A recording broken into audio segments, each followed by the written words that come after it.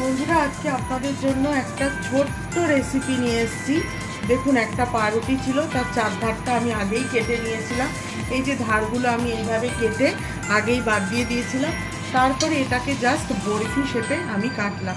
কেটে আমি জাস্ট কোনো তেল নেই, কোনো কিছু নেই, আমি এখানে একটুখানি সেঁকতে দিলাম পাউরুটিগুলোকে, জাস্ট একটু হার্ড হওয়ার জন্য। অন্যদিকে দেখুন, আমি আর একটা ফ্রাই প্যান বসিয়ে রেখেছি, নন স্টিকের ফ্রাই প্যান। দেখুন, আমাদের ব্রেডটা কিন্তু অনেকটা এই ব্রাউন ব্রাউন হয়ে আসছে।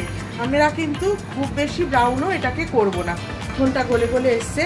এর মধ্যে আমরা যে চপড গার্লিক যেটা আগে থেকে করে রেখেছিলাম সেটাকে দিয়ে দিলাম। একটুখানি নাড়াচাড়া করে নেবার পরে চিলি ফ্লেক্স অ্যাড করব। সামান্য একটু নুন দেবেন টেস্টের জন্য, বেশি নুন দেবেন না। এবার আমি এইগুলো এর মধ্যে দিয়ে দেবো। দু পিটি নাড়াচাড়া করে নেবেন, প্রয়োজনে আপনাকে উল্টে নিতে হতে পারে। চিজগুলো আমি এর উপরে দিয়ে দিলাম। এটাকে মাইক্রোওয়েভ করতে হবে, কাজে এটা যে কোনো প্লেটে নেওয়া যাবে না। মাইক্রোওয়েভ সেফ কোনো প্লেটে এটাকে আমাদেরকে নিতে হবে। আমাদের cheese chilli garlic toast completely ready to serve. Really yummy হয়েছে।